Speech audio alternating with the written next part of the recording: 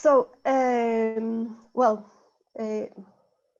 I've called my talk Biodive Art City, trying to put together biodiversity and art, as I was asked.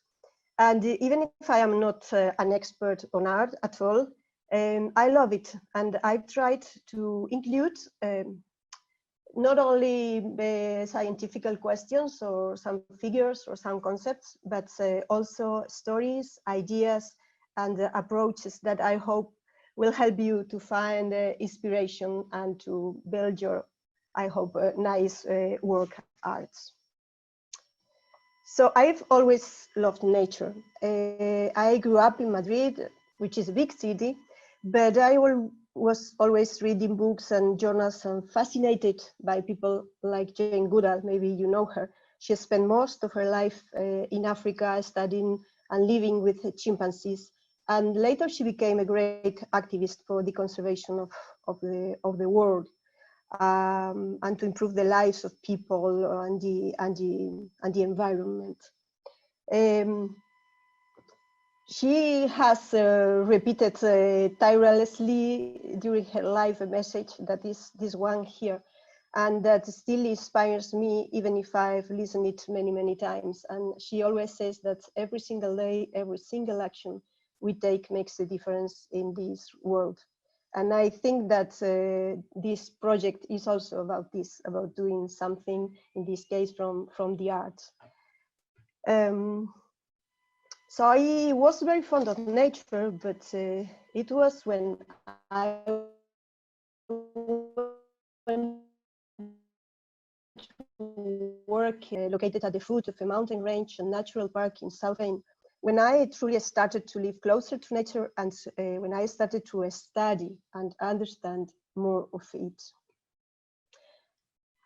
And it was there where I fell in love with these old growth forests of pinus, the oldest forest in Spain, or the oldest dated forest in Spain, reaching 1,000 years and constituting a truly living treasure that we don't want anything else than to preserve. And this, this is like, I'm going step by step, and this, because of this old growth forest, I got involved with dendrochronology, which is a science that study tree rings.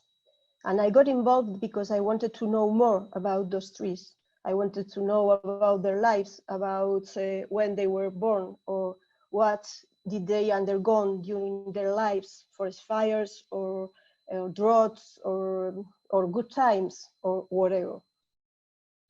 And all of these things are written in their tree rings, and that's why I started to study them. And this makes me think that with science, we can provide facts, we can measure the health of the planet, but it's art who tells stories and who help us visualize our relationship to the natural world. And going on with this, there is this German artist, Bartholomew Strobeck, who in 2011 turned tree rings into music by using a record player modified with sensors. I don't know exactly how he did it, but he was able to take music from the trees. And what is more interesting, he realizes that every tree sounded differently, because the tree rings map of every tree, the chronogram of tree ring growth of every tree is different, and it sounds different as well. So I'm going to show you, I hope this works, how, and in this case it's an alder, how an alder sounds.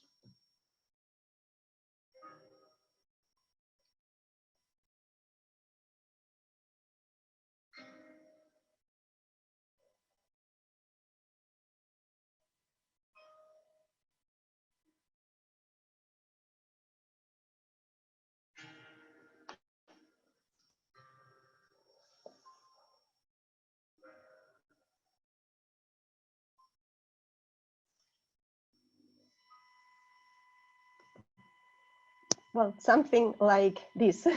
Even if I can take secrets out of the trees with dendrochronology, this is for me like magic.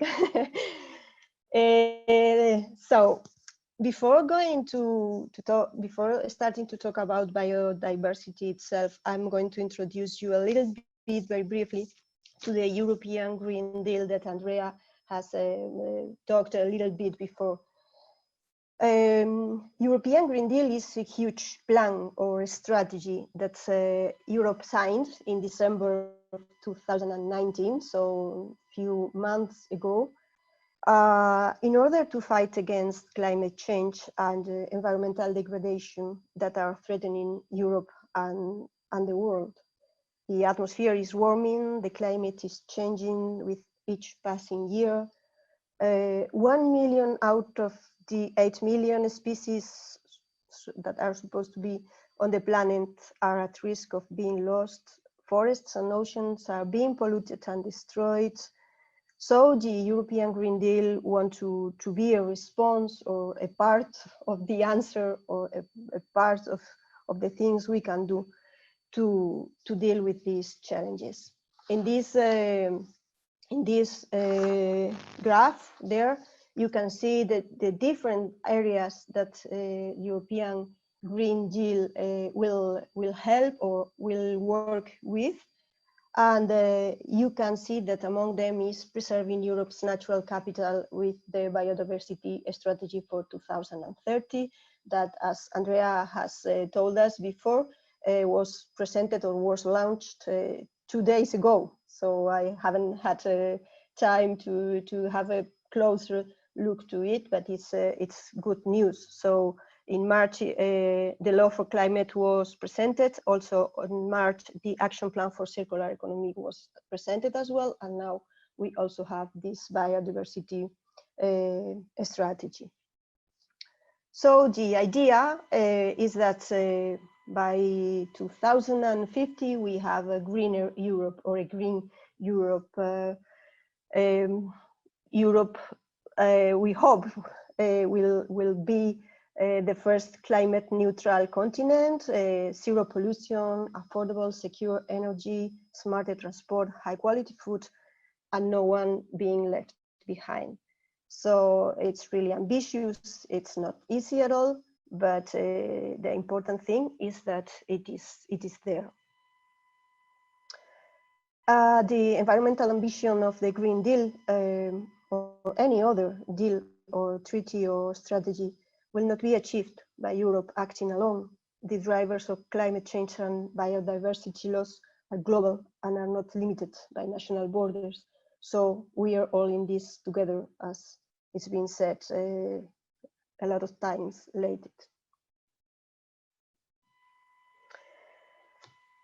So I think we all know that the only clever option is for us to think about how we should use natural resources and do something about it. And for people who is not so sure about this, there is this book that I recommend you. It is called Collapse by Jared Diamond. And it's very interesting because it describes how civilizations, or how some civilizations failed. And in some cases, it was a bad management of natural resources or climatic reasons, or both together, that strongly contributed to their collapse. And there is the example in the book of Anasazi civilization of Mesa Verde in Arizona, for example, or Mayan culture in Central America, or the Rapa Nui culture in Easter Island in the Pacific. All of them civilizations that failed, and this bad management of resources, of these climatic reasons, were somehow involved. So we should learn from our own history. So now let's go to biodiversity itself. And let's start with a definition, and an easy one. Biodiversity is the measure of the number, variety, and variability of living organisms. And it includes diversity within species, between species, and among ecosystems. And the concept also covers how this diversity changes from one location to another, geographical variation, and over time as well. And sometimes biodiversity is very easy to see. If we go on a safari, well, we see rhinos and elephants and everything, easy. But other times you need to take a closer look, and there's also biodiversity that you won't be able to see with your naked eyes. I love, for example, to look at the ground of boreal forests, like this one in Sweden, in a national park that I can't pronounce, but the name is there.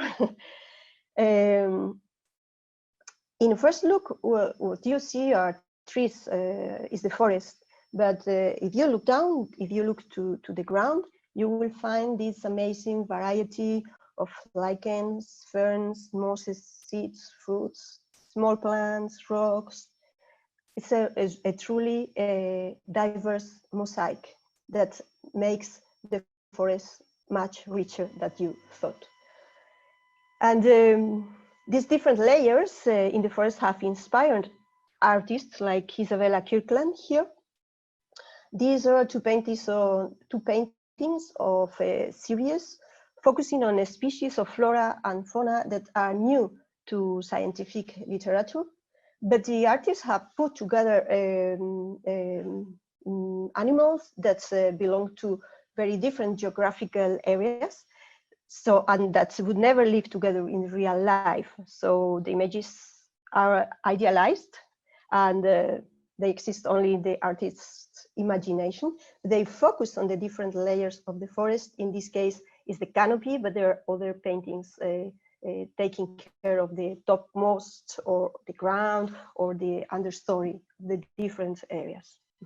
These belong to an exhibition organized within the framework of artworks for change, and there are many interesting work arts linked to biodiversity there.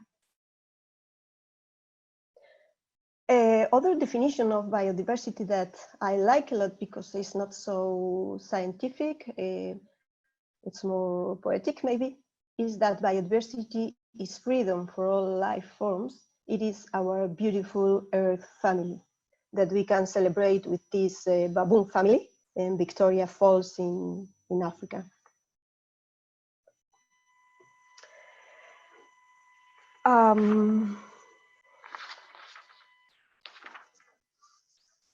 Biodiversity has inspired artists forever. This summer I went to Zimbabwe. My sister is living there. And I visited Matopos National Park in Matabeleland, a very nice place with a very sad and bloody history. And apart from landscapes and wild fauna, I visited the rock art by the San people. The San were hunter-gatherers, nomadic, who lived in natural caves. And there are thousands of paintings in the area, the oldest dating back 20,000 years. They used ochre and red in color, and they did the paintings by mixing plant extracts, eggshell, and even blood. And they used fingers, porcupine quills, or feathers as brushes. You could see there rhinos, cheetahs, kudos, giraffes, zebras, and many other safari characters. And you can see their daily life, absolutely linked to nature, to environment, and to biodiversity. They chose amazing caves to do these drawings, where in the top of some rocks from where you could see the valleys and an inspiring landscape as well. So biodiversity is everywhere. It's both in land and in water, and it includes all organisms from microscopic bacteria to more complex plants and animals. And I want to show you an example we have here, or an ecosystem we have here in Huelva, in the south of Spain, which are wetlands, including marshes, estuaries, lakes of fresh and salty water.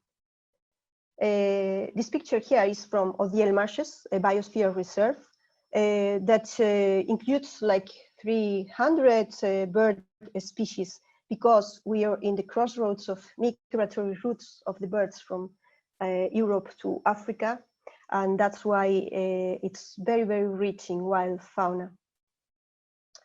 Spoonbills or flamingos, like in the picture, are some of the most interesting species we can, and valuable species we can see here.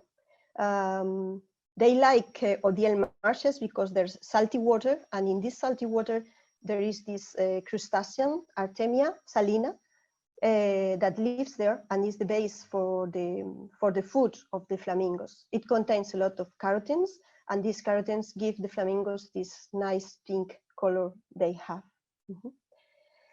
And we have in Huelva also a graffiti and street artist. He called himself Manumatic, and well, he does a lot of work arts all over Huelva and in other cities and places, but around here he has some nice work arts, like the one that I show you there, with this amazing flamingo in the wall of a house in a village close to the natural park, showing us or creating awareness about the beauty and the value of what we have here.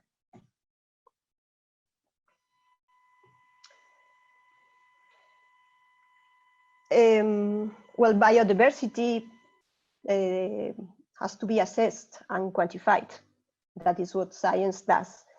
And indicators need to be created to help us monitoring certain aspects of biodiversity, or knowing how it is going or how it is changing. There are many different indicators. One of them, the easiest one, is the number of species, for example, in a given area. That gives a first approach of biodiversity. So there are many methods to assess biodiversity. And to study forests, for example, there are forest inventories that are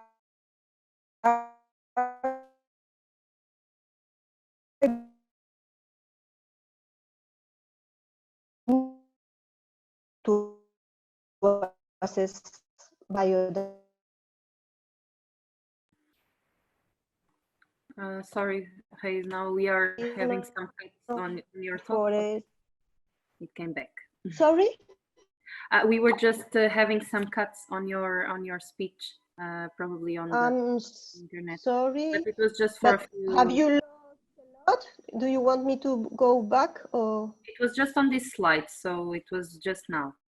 Ah, okay, so I start again here, and yeah, please let me know, because sometimes my Wi-Fi is not so good. No, but it's perfect. It was just now for a few seconds, but we lost a bit the context. Thank you. Okay. Sorry. Well, so I was telling that for forests, to study forest inventories are a good method to assess biodiversity. And we can, with forest inventories, we can assess not only trees, but also other species like vines or bushes, and we can also measure height of the trees or diameter, distribution of the forest, composition, health status, or regeneration, or any other parameter that give us different approaches about how the forest is going and how biodiversity is going. You can use satellite images for doing inventories, but the results are not exactly the same. So if you want a closer look, you need to go to the field, lay out plots, and take measurements. In European forests, the forest inventories are not so difficult to perform because we know the species and because the areas are not so difficult to reach. And most countries in Europe have their own national forest inventory, which provides us with a lot of information. But in other regions with high biodiversity, like the region that I'm showing you in this picture, which is the Réserve Naturelle de Dindéfelo in Senegal, to perform forest inventories is very difficult, because it is difficult even the identification of the species, because sometimes we don't know them. It is when we found, in an European forest we can find, maybe if we find 6 or 7 main species in a forest, that's wow, quite okay. Here, for example, in these forests in Senegal, we found 110 tree and vine species. The biodiversity is really huge, and we found several species that we weren't able to identify because they weren't described, or so that's still happening in the forests of our planet. Well, this is a work that we were doing together with the Institute Jane Goodall in Senegal, and they helped us a lot with the identification of the plants and everything. So current inventories of species, though useful, remain incomplete and insufficient for providing an accurate picture of the extent and distribution of all components of biodiversity.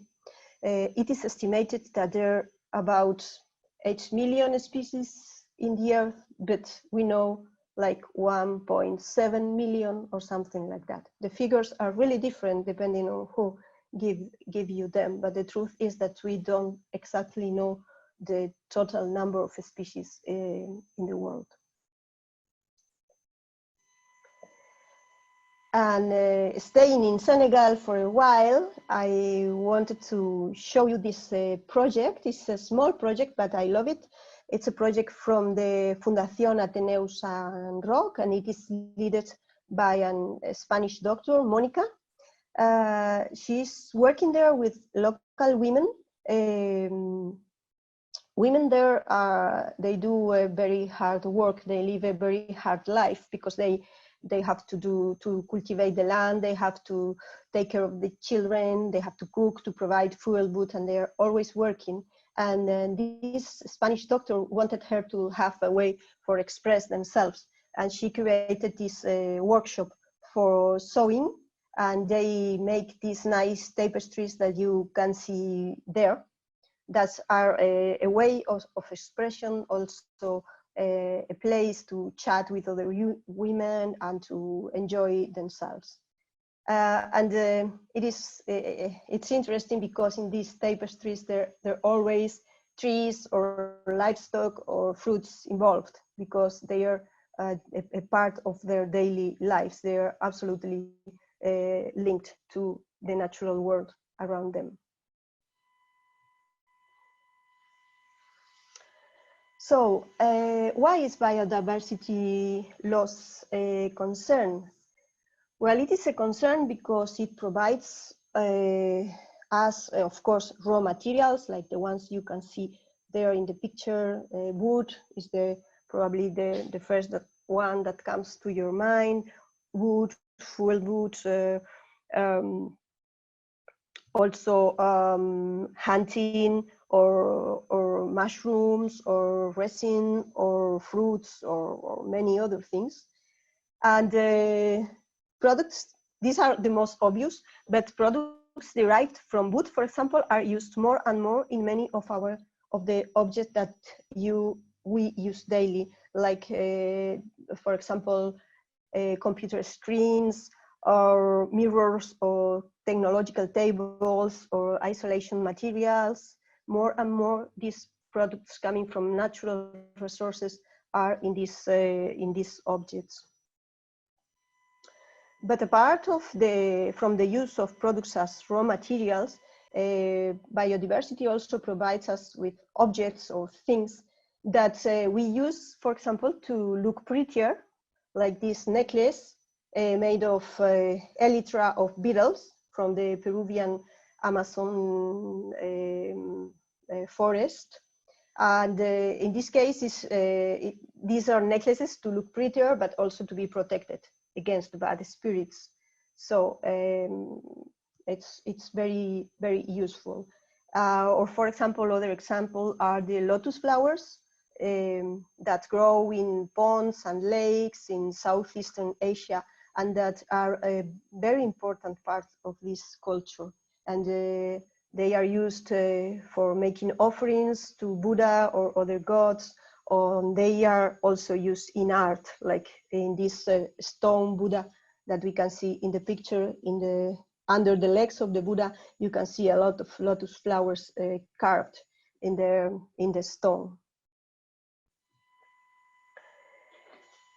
And we also obtain from biodiversity medicines, drugs. 70% of the drugs against cancer are natural or inspired in nature. And 4,000 million people in the world depend exclusively on natural medicine. Biodiversity is our living pharmacy, and with a huge importance for our health. And here I want to tell you a story, the story of Trementinaides. They were women living in small villages in the Pyrenean valleys that several times in the year went away, left their families to look for medicinal plants and other products like trementine from pines to be used as medicines. They usually had their own parcours, visiting people and families that were their clients. And sometimes they even went to big cities like Barcelona to sell their products. But the last Trementinaide, Sofia Montaner, she made her last trip in 1982 when she was 73 years old. And there it finished, this amazing or different or so different for us way of life.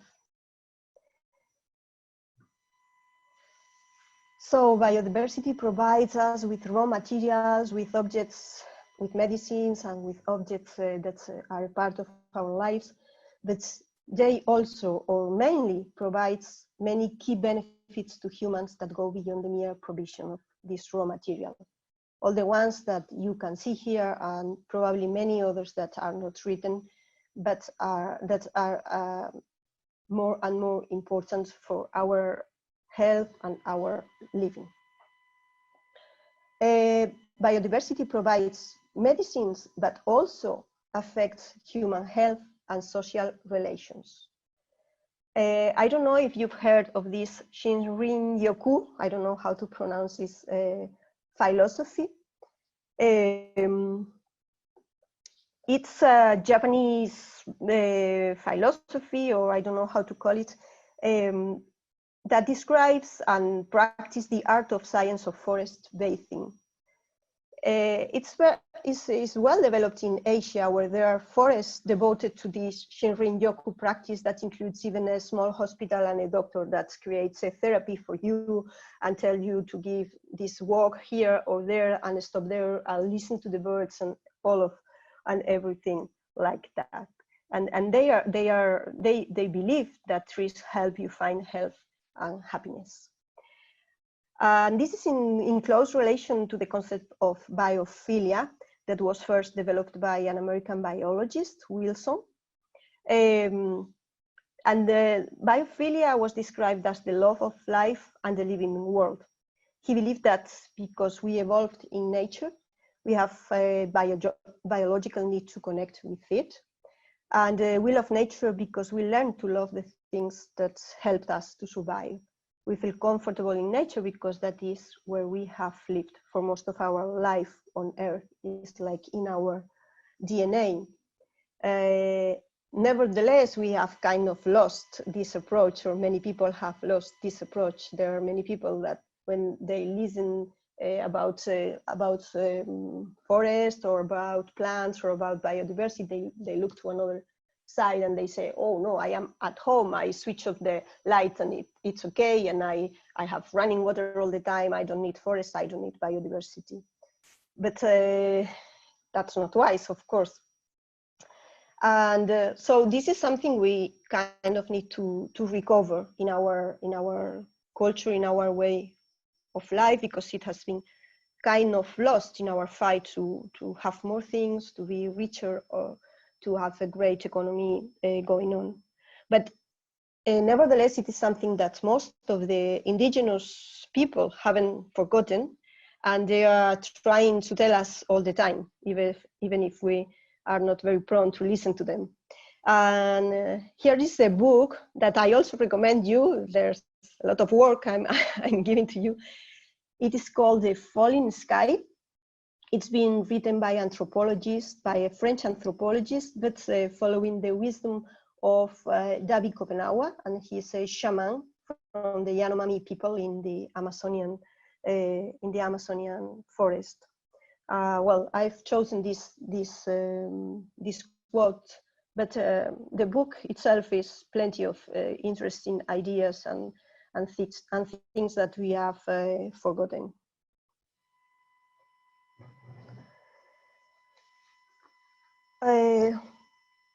One of the index I've talked to you before, showing us how biodiversity is evolving, is this Living Planet Index that is been elaborated by WWF, World Wildlife Fund.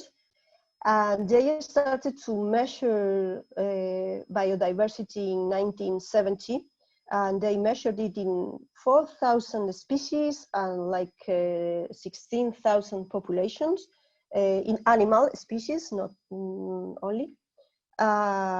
They gave to the value of 1970 the number 1, and from there they compare with it how the biodiversity evolved. Well, it is not a surprise to see that, of course, this curve shows a decline of 58% between 1917 and 2012. Or also another index, or it's not exactly an index, but a way of measure biodiversity loss, is the red list that was created by the International Union for Natural Conservation, IUCN, here it is in Spanish, where we can see what's the percentage of, for the different group of species, the percentage that is endangered. And here we can see that, for example, amphibians are really endangered, while birds are not so much. Conifers also are very endangered, corals, sharks, crustaceans, mammals. So these are the figures that are not very encouraging.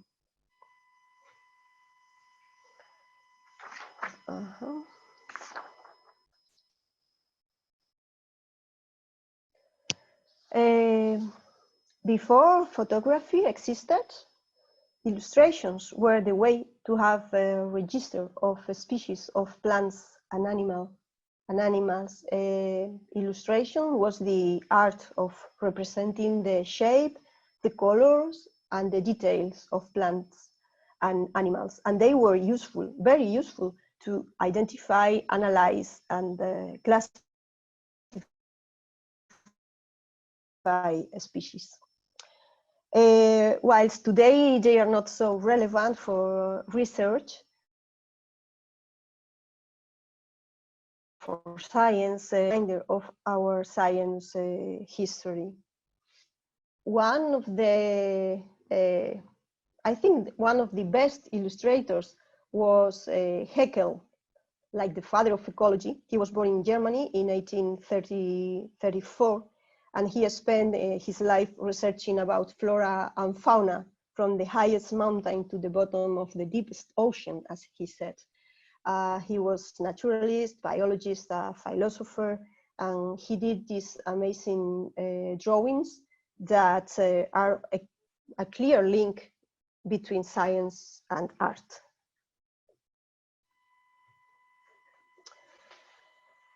Well, virtually all of Earth's ecosystems have been dramatically transformed through human actions. And the current loss of biodiversity is now faster than ever before. Many scientists say we are undergoing the 6th extinction. You know that the Earth have undergone 5 biggest extinctions, but this is the first one caused by us humans. So we have modified a lot of ecosystems. And when we modify an ecosystem to improve a service it provides, we break natural balances, and this generally also results in changes to other ecosystem services. And it's a very typical or clear example that actions to increase food production can lead to reduce water availability in other ecosystems that also, of course, need it. In Spain, we have many examples of this, and I think in other countries as well. But I am showing you here also an example from Huelva, from our province, where intensive agriculture is increasing to cultivate, for example, strawberries. Water that is taken from wells, but if we take the water from the wells, the table water lower its level, what seriously affects to the complex wetlands and marshes system of Doñana National Park, which is also an interesting wetland in Huelva, that are very close to natural feeds.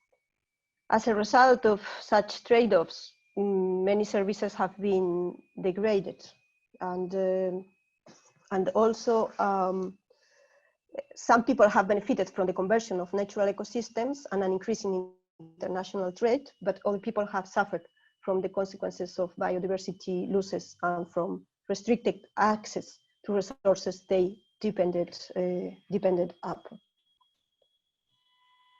In the long term, the value of the services lost may greatly exceed the short-term economic benefits that are gained from transforming ecosystems. And it also creates social fights, like discussions and problems, because, for example, here agriculture say, we are not criminals, we just want to cultivate things, but the ecology is in the other side, and it's kind of difficult to find the right balance. So what factors lead to modifications? A lot of way of approaching this, and well, I try to include here the most important, or I think they are the most important, and they are classified as direct drives or indirect drives.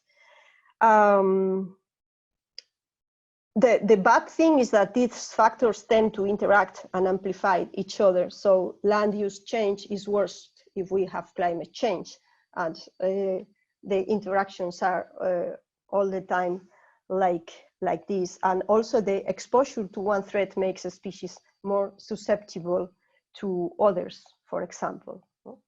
There are thousands of examples around the world.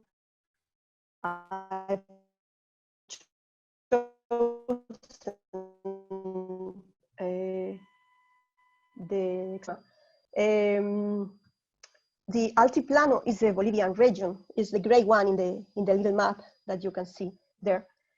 It's a Bolivian region over 4,000 meters high, where the main use of land was livestock, mostly with local camelids like alpaca, vicuna, or llamas.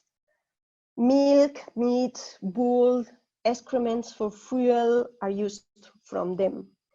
And quinoa was cultivated in small plots by some agricultures, by some people. It has been a traditional crop from pre-Columbian times, but it was used for self-consume, and it was even considered a food for the poorest people.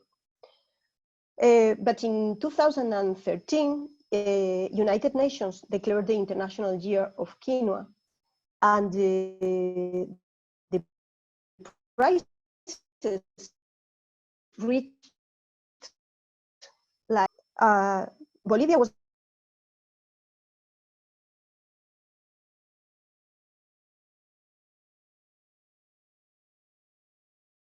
Sorry, we are not hearing you now. Can you hear us?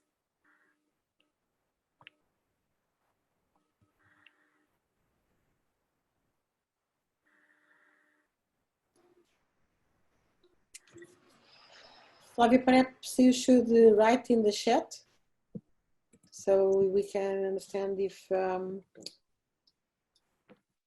what happened. She lost some. Maybe. Yes, I think she lost the connection because the slide just stopped. Yeah.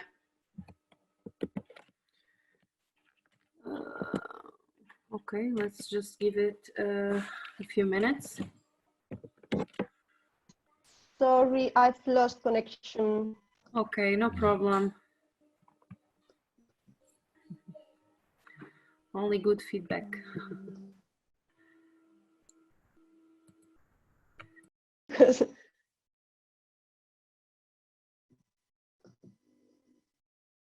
Did you see this slide? Not at the moment, but if you want, I can try to. I have your presentation, and I can try to share. And if you can just speak, and I will pass on the slides.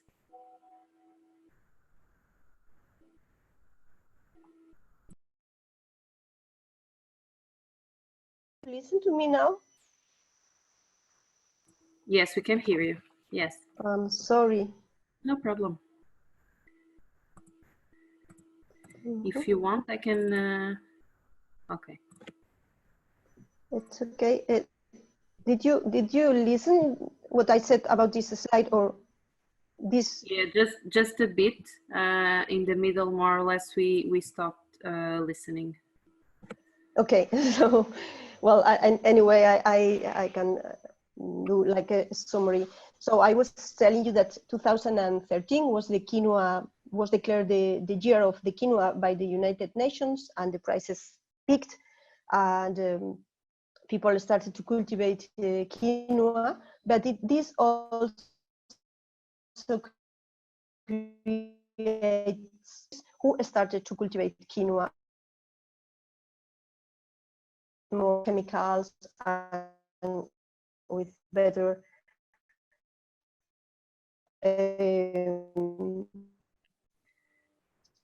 results. I think we are losing you again. And of course, wait. It's okay? Okay. Yeah, maybe I can share the presentation and you can take yours, because maybe it helps with the connection. Yeah, the only thing is that I've included in the last slide a thing that wasn't in your presentation, but Okay. maybe I can share just the last one, or I don't know. Okay, let's try again. Now it's working better, so let's try again. I have it open if needed. Okay, thank you. Okay, I'm so sorry. So in this way, the areas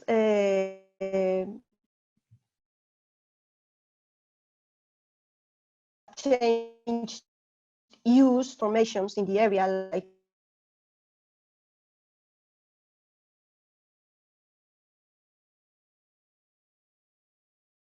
with the agriculture, the soils, salty and poor in nutrients like nitrogen, are losing their properties and being also in risk of erosion.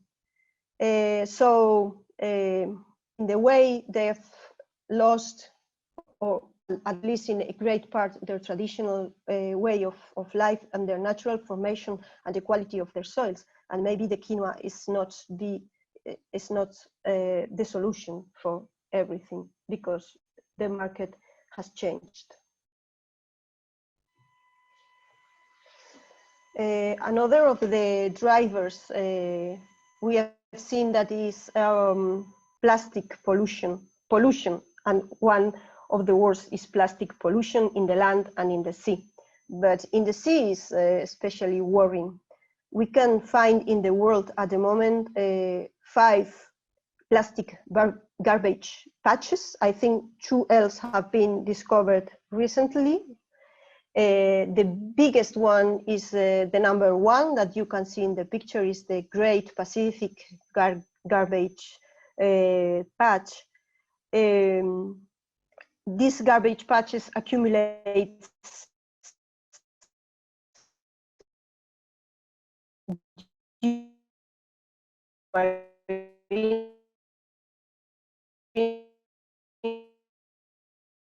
because of a bad recycling, illegal dirty beaches, lack of fish affecting communities for their survival. There are like 8 million. No. Yes. Can you just try to switch off the cameras so just to see if we Yes. hear a little bit better? Thank you. So, yeah. Wait a minute.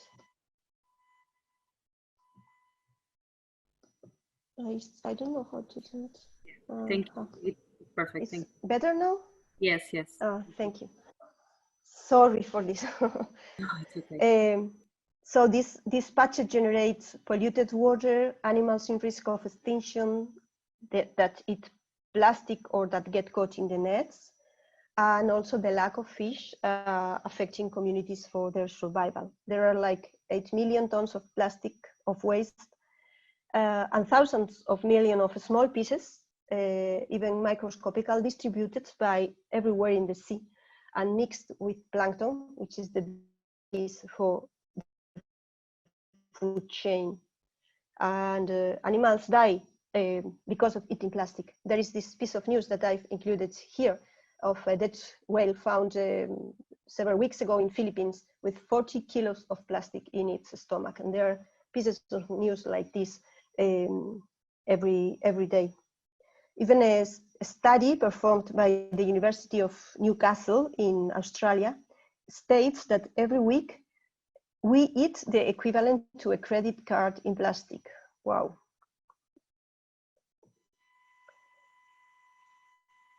Well, this picture doesn't need words. Artur Bordalo is a Portuguese artist, and he's made a lot of big trash sculptures that observe us from the streets of cities all over the world to remember that the world is not infinite and that our health needs more and better recycling. Here is the example of a turtle. So, and I am almost finishing. What actions can be taken to conserve biodiversity?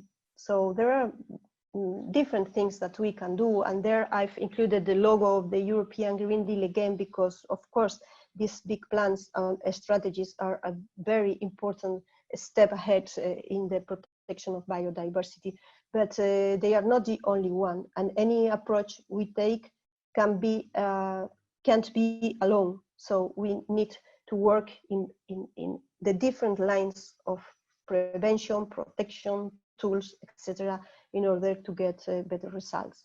So here you have some actions.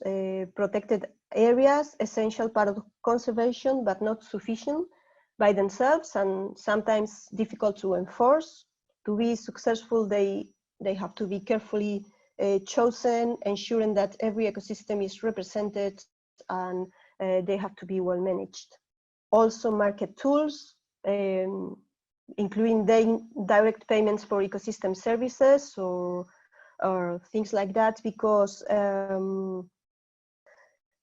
to provide economic incentives to conserve biodiversity and to use ecosystem services sustainably, because the importance of biodiversity is often undervalued, as free things often are. So also prevention and early intervention, integrate biodiversity in agriculture, fishery and forestry services, because biodiversity is not something apart or something else, but something inside, because agriculture, fishery and forestry directly depend on biodiversity.